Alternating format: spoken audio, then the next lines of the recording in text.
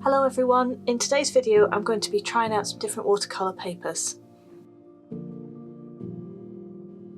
What I thought I'd do is do one kind of big painting today, but using kind of various different techniques and on lots of different types of watercolour paper. I thought it would be an interesting way to try it out, and if you fancy doing the painting that I'm going to be doing, you could quite easily do it on one piece of paper, either dividing it up with masking tape or just simply doing it as one big piece. So let's talk a little bit about the types of paper that I've selected here. What I've done is I've got lots of different kind of blocks of paper or different types of pads or paper by the sheet. Over the years I've gravitated more and more to using these blocks from Arche, if you're wanting to say it properly in the French, and I actually also buy this paper in big sheets as well, and then I can make whatever size pieces of paper that I want. Having a block is really handy because it's gummed on all sides, so your paper isn't going to buckle. They're also kind of nice and portable as well, I find. So I do like using these. But I wanted to find some alternatives. And also there are papers that are really good for different types of projects, and this may not be the paper for you. It may be that it's too expensive, or it may just not be the right kind of paper. So I thought I'd try a few different ones out and see what works. I do have another 100% cotton block to try, and this is the Fabriano Artistico 100% cotton cold pressed paper, and it is on a block, so again it's gummed on all four sides. So the papers I've talked about so far are all 100% cotton, which is really nice for watercolour painting on because the cotton absorbs the water really nicely and it stays wet for longer. I've been looking at some papers that are cellulose and some that have a kind of mix of content, and this Etcher block is one that has a mix of cotton, 50% cotton paper, and it again comes on a block, but this one is only gummed on two sides, on the top and on the bottom. And yeah, for full transparency, they did send me this to try out. One of the papers that I'm trying out that I've just got a little sample of here is called Artway 35, and it's a paper that I buy in packs in bulk and I use it for workshops, and it is 35% cotton. I can't show you the packaging for this because I don't have it anymore, but it just came as a block of individual sheets wrapped in paper.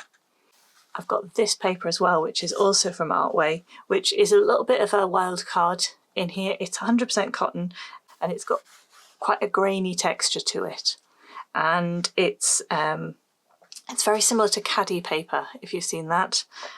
It's got that cotton content, so so it stays wet longer, but it does have some limitations which you'll maybe see a bit later on when I come to use it. So for a really good quality watercolour paper that doesn't have cotton, I thought I'd try this one. I actually really like this paper and I use it quite a lot in my kind of abstract watercolour work. And again, it comes on a block, so it's glued on all four sides. And it's slightly whiter than the cotton papers, but I'll show you that a little bit more in a minute. And then I've got a couple of pads of paper that I use an awful lot.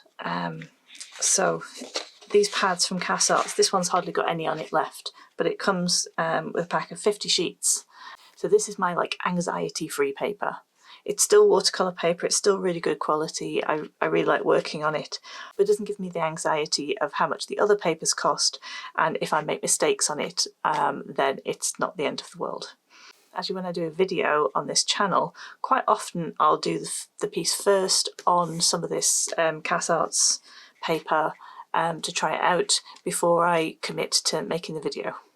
And then I've got another pad, very, very similar, again cold press paper, and this one's by Clairefontaine, and it's the Goldline pad. The main difference about this one is that all of the other papers, I think, are 300 GSM, whereas this one is 200 GSM. So it's just a little bit more lightweight. What I've done is I've cut out a little square of each of these papers. I'm going to take them all down to my table and I'm going to work on one painting over all of the 8 sheets, and hopefully you'll be able to see the differences between them. What I'm going to do to start with is just write on each one what kind of paper it is so that it's obvious. one thing I wanted to do was to show you the difference in colours between the different sheets. So the ones over here, the ones with less cotton or no cotton in, tend to be whiter, and the ones with more cotton tend to be more of a kind of a neutral or yellowy colour. This Fabriano Artistico paper I think skews a little yellow. This one here, the Artway Indigo, has a kind of pink tone to it. The Arche has a kind of neutrally, almost kind of pinky peachy tone to it as well. The Etcher Block and the Artway 35 I think look very similar. They're kind of quite neutrally, almost creamy kind of colour, but more on the whiter side. It's quite hard to show you what these actually look like in real life on camera, because everything is going to be skewed by the lighting that you see it under, and as it goes through the camera and through the video editing software on the computer, that does change as well. For contrast, I have a piece of plain printer paper here. I'm just going to fold this up so that you can see it alongside all of the other colours. And this is a kind of very cool white, let's call it a digital white. So you can see that even the kind of the whitest tones of these kind of watercolour papers look warmer than the copy paper. And then what I want to do is to show you that this is how the image looks as it comes off the camera. Now I'm using studio lighting, and my lighting is a little bit old, and as it's getting older it's getting more and more green. So every time I make a video I have to colour correct for that green cast that shows up on everything. So this is it with the colour correction done. My camera, which is very good, automatically underexposes everything. That's so you don't lose any of the detail in the highlights. But it does mean that everything that comes off the camera looks a little dark, and I have to fix that in my video editing software. So this is how it looks with that exposure turned up. So you can see the differences between the colours of the paper are sometimes lost in that process. Quite often on videos like this and on Instagram, you'll see watercolour paintings where the paper looks really bright white. That's a creative choice that's been made either in camera or in the editing process later. Also been working on a spreadsheet of different prices for different types of watercolour paper. I've been trying to work out how much they cost compared to one another. So what I've been doing is working out a price per square foot. So basically I work out how much the paper cost me, how big the block or pad or sheet is, and then I've been trying to work out a price per square inch, because a lot of the blocks are sized by inches rather than centimetres. And then I've been scaling that up to a price per square foot to make the number more meaningful. I'm going to project my prices all over these papers now. So you'll see that the cotton papers are generally more expensive, but not necessarily, and there are a mix of different prices here. I'm going to start taping these all down to the table, and then I can work on my painting. So there are various things I want to try during this kind of test, and I want to try kind of flooding areas with water. So I want to try different amounts of water really and see how the papers react to them. So I want to just kind of flood some areas with lots of fluid, lots of paint, and I want to see how they react to painting with kind of not very much water as well. I want to see how they layer, so can you layer and glaze paints over the top of each other, and I want to paint some details. So I'm going to try all of those things. Also, it'll be interesting to see whether the tape peels differently on different papers as well. So because I want to try lots of different things, I kind of need to break my paper up into different areas. So what I'm going to do is I'm going to do like a sea theme kind of, it's abstract, it's going to be doodly, and there's going to be just different areas of colour. And to make those areas, I'm going to draw some lines in pencil across the whole page. And they're going to cross and leave me with lots of interesting shapes.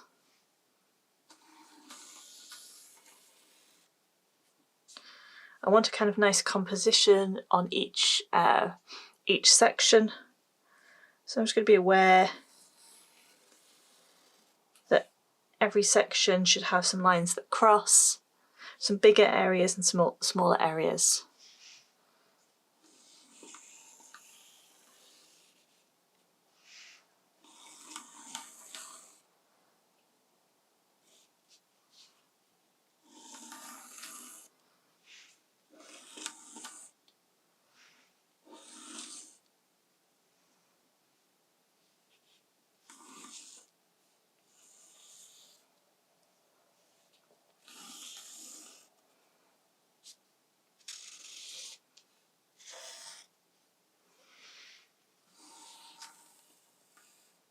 Now I've got my little palette and I've got a little selection of blue paints on here. So I've got some blues and then I've got some buff titanium because I just love throwing it in with everything. And I'm going to mix up some of these colours and just start painting in different areas. So I'm going to do a little bit and make sure I've got a little bit on each page done in the same way. To start with, what I want to do, and let's start on this one, is to paint in a whole area just in water. So I don't know whether you can see this. I will tilt the camera in a second so you can see it a little better.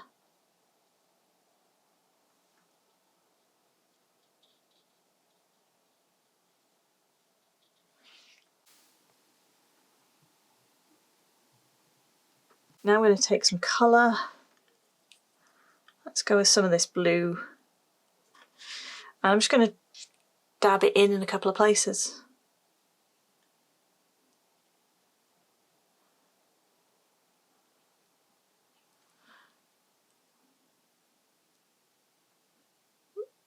Get into the corner there. And then I can keep going, dabbing and adding more blue.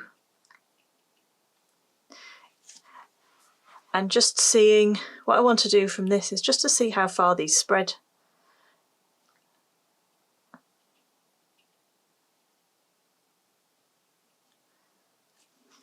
So I'm getting some nice little rivulets and tails on that. And so this is the Etcher one, which is 50% cotton. I'm now going to do the same on the Arche paper. I feel silly every time I say it like that. I'm just not very good at French.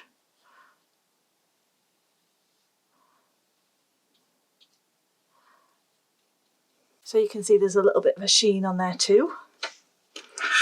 And I'm going to do exactly the same thing. Take some blue and drop it in a few places.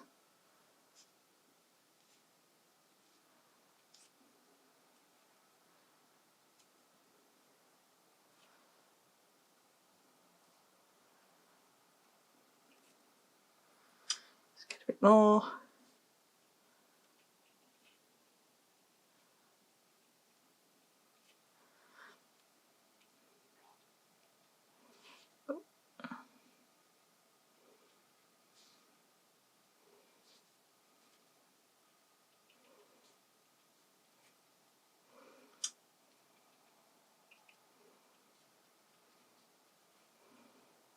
So I'm going to show you on the Bockingford paper, just for contrast. What I find on this paper is that the water tends to sit more on the surface rather than sinking into the paper. And that means that when you come to do techniques like this, the paint moves more. So when I'm tapping in my blue here, that corner, it kind of, I think it spreads out a little bit more, which can be a really nice effect. So yeah, so just tapping in a little bit there and it's spread out quite a lot, whereas doing a similar thing on the Arche paper and it's not kind of spreading out quite so much.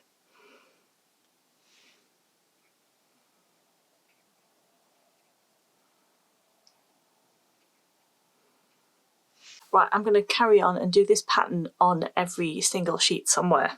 So these are all either dry or nearly there, and I thought I'd just have a look at the differences really.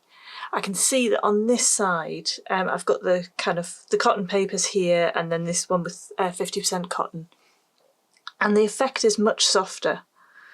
So it looks like cotton wool almost, these little clouds of blue.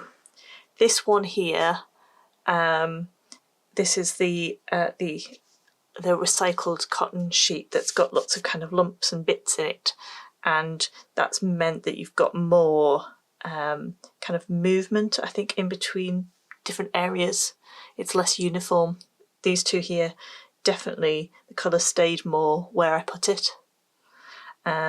With these ones here, I absolutely love this. This is the Bockingford one, and this is why I like this paper.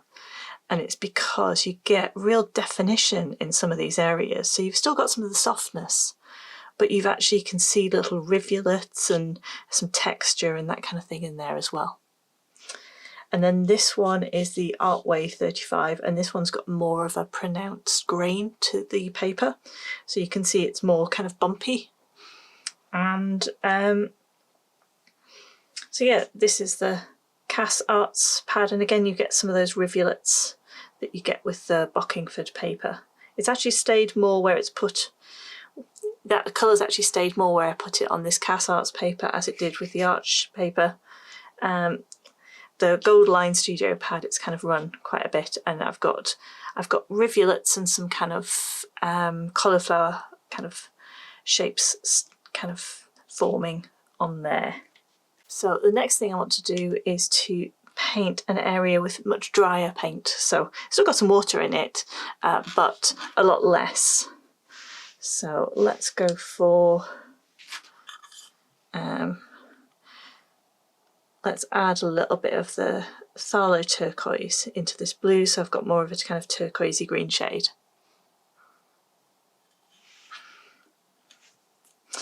And again, I'll start it up here.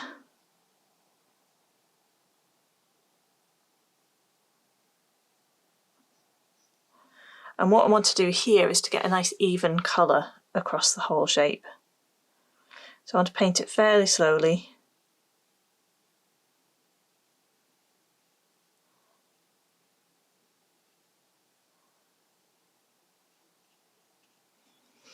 And kind of pull out the colour, the paint, and bring it across the page.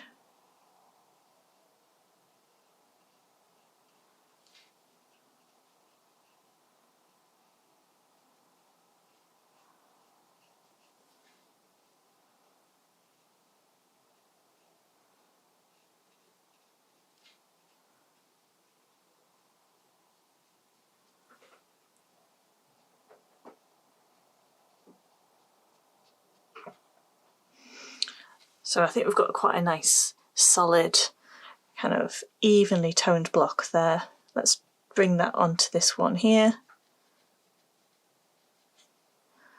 A little bit more paint.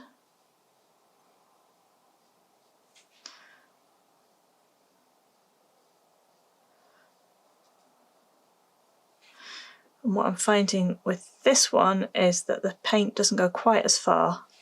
On the etcher block, etcher paper,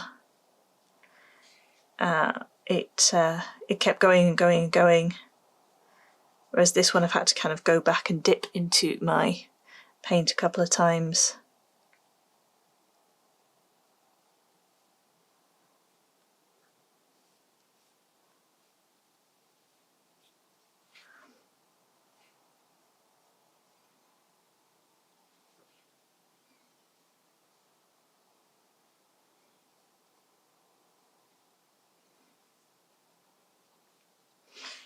But again, I should have a nice kind of even toned block there.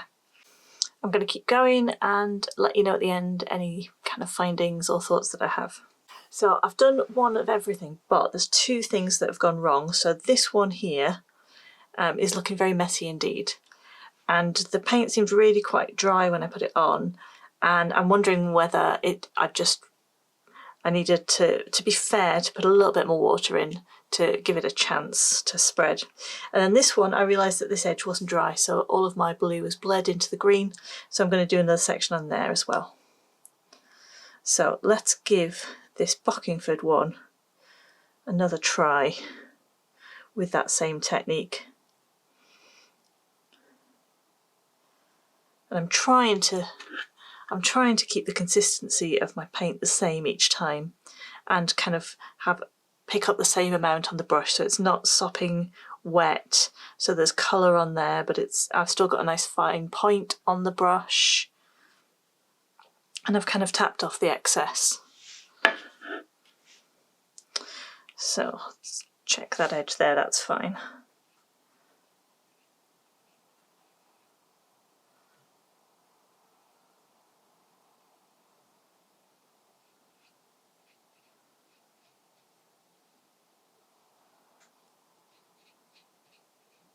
Yeah, this is going a lot better.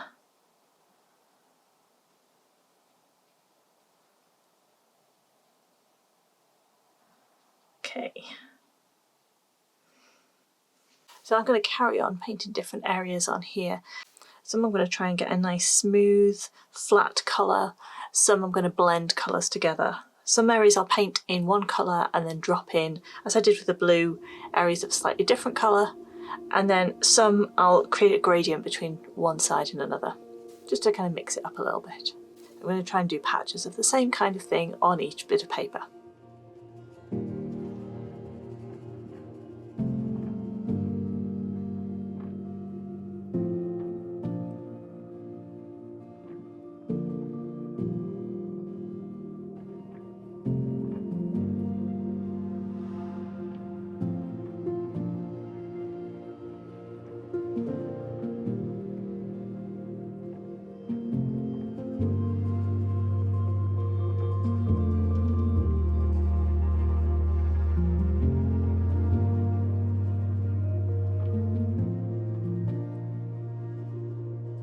I want to test how these papers work with layering as well, so I'm going to add some extra stripes, just maybe one or two on each one. So again, I've got my pencil and I'm just going to make another mark, kind of parallel to one of the lines I did before. I want to make sure that everything I'm drawing over is dry. I've got a few little places that are still damp, so I'm going to try and avoid those because I don't want things to run unless that's going to happen. But I want to give it a fair test to make sure it's completely dry before I do that. So again, I'm going to use this one as the sample. I'm just going to test this whole area here. I've drawn a little pencil line just kind of above that line there. I'm going to mix up a colour. I think more phthalo turquoise, a little bit of water, and I'm going to paint an extra stripe on top of what I've already painted. Oops, didn't do that very well. Never mind, let's make it go a little lower.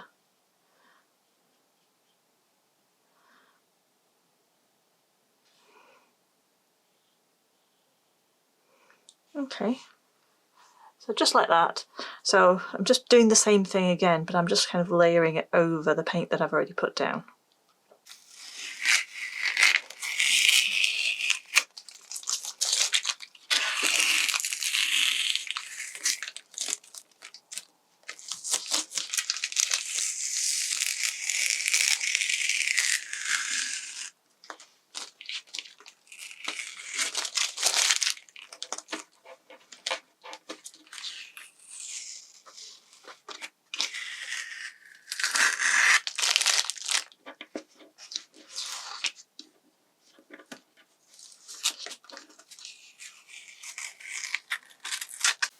So I've removed the tape. I'm going to lift each one up so you can have a closer look at it, and yeah, I'll give you my thoughts on them. So this is the Goldline Studio Pad. You can see a little bit of texture where I used a granulating paint, but you can't see that much texture the paper texture on the rest. So you get some quite nice kind of flat areas. You've got these kind of rivulets where this colour has run a little bit, where it kind of dried unevenly. So that's something you kind of need to be aware of. There's also kind of bits around here as well. It layered nicely. It didn't seem to lift the colour underneath too much. So yes, I've got some kind of uneven areas of colour. I've got some more even areas of colour here. I think this has performed quite nicely. It is a little more lightweight than the other papers, of being 200 GSM, but it hasn't buckled as much as I would have expected. This one's the Cas Arts pad, and you can see that the tape tore the paper a little bit when I took it off, so I'm going to have to write that in again. When you compare it to this, it looks a little bit more uneven, the way that the colours have settled, especially in this area here. It's kind of a bit blotchy, which isn't the best look. And the way these colours have kind of run into one another is okay, but yeah, you kind of see there are some kind of hard lines in there, which you might not want, depending on what kind of painting you're doing. This is the Bockingford paper, and I really like the way that this kind of area has worked. Again, you can see some texture on some of the paper texture where the granulating pigments have been used, a little bit up here. This area here was the area that I tried to do a nice smooth kind of one coloured area, and it's a bit blotchy. I ended up kind of overworking it because it was a bit too dry, so I ended up kind of going over it again. It's a little bit better up here. That was my second attempt. You can still see a few areas of kind of light and dark where it's kind of dried a little unevenly. So the stripes that I've layered over the top here, they do seem to have lifted the paint underneath a little bit more than some of the other papers, but I would expect that because it says on the, what's good about this paper, that it's really good for lifting. So I'd kind of expect that when you're layering, you kind of have to do it really carefully. But on the whole, I think it's quite nice. This is the Artway paper, and this is the one that's 35% cotton. And the thing that you really notice about this is that you can see the paper texture throughout. So not just in the areas with the granulating pigment, everywhere I've tried to do like a flat wash, you can see there's texture from the paper in there, and you can also see kind of light and dark, kind of patchy areas. This is from the Etcher block, and this is the one that's 50% cotton. And actually, I find it very difficult to see any difference between the way that this performs and the way that this 100% cotton paper performs. Really impressed with this. In fact, where I've tried to do flat areas of colour on here, they've come out absolutely beautifully. I'm really impressed with how flat and even these tones are. But in the areas where I've tried to get more texture by kind of dotting in some of that paint, it's kind of evened out a little bit more than some of the other papers. So it's obviously working really well for these nice flat areas and the gradients, but kind of to get like areas which have a kind of a distinction between light and dark, it's not doing that quite so much. This is the 100% cotton block, the Fabriano Artistico, and I do really like it. I think it's got some nice flat areas. It took the colour nicely. You can see a little bit of granulation, but not too much. Yeah, it's quite nice paper. I'm not overly excited about it. I think the difference comes comparing these two. So this is the Arches paper, and what I can see is I can get flat washes, so I can get areas that are quite flat, and even where they're a bit patchy, it's kind of settled in a pleasing way. I don't know how to explain that. So this is the area with that granulating pigment in, and you don't really see the granulation as much. The paper looks a bit rough. So this is kind of granulated and you can see the paper texture through it. This looks much smoother, kind of softer and velvety. And then this is the Artway Indigo recycled paper, and I think in a similar way to the Etcher blocks, the paint kind of moves around the paper and kind of spreads its pigment quite evenly, which can give you a nice pleasing effect. I think similarly to the Archers, you get areas that kind of feel soft and velvety rather than granulating. But the big problem I found with this is here. So when I painted this, it was a nice smooth line. But, I mean, it doesn't matter how dry it is. What I found is your line will always run a little bit when you're painting over the top of another colour. And it can be a little bit unpredictable. So it's only happened in this one area. Doesn't seem to have happened up here. But if I wanted a nice kind of clean, smooth line down there, I might have been a bit disappointed. So out of all of these, it's very hard to rank them because they're all different, and that's kind of why I picked them. They're different price points and different compositions. But I have to say, I'm really very impressed with the Etcher paper. I think that's come out really nicely, and there's a kind of a really beautiful softness about it. So I really like that one. Obviously this is my favourite and the one I keep going back to, so I do like the Archers paper. And if you're looking for a budget cotton paper to kind of capture some of these smooth velvety tones, I think the Artway Indigo is really good. But yes, I don't expect to get kind of nice fine details with it. I think it's really good for kind of holding the colour and gives you a lovely kind of softness. The Bockingford paper, I'm not sure this is the prettiest of all of these, but I really like some of these effects that you can get, and the combination of the smooth flat areas and the areas of granulation, so you can get a kind of a mix with one paper. I think that works really well. And then I've really been nicely surprised by the Goldline Studio Pad. I wasn't particularly expecting this to perform very well, but I really quite like the way that these colours have layered, and the way that they all kind of flow together. I think it works well. So the review part of the video is over. I'm going to do a little bit of embellishment with these and just have a bit of fun with them. And yeah, if you want to carry on watching, then please do that, and I'll speed it up and come back at the end.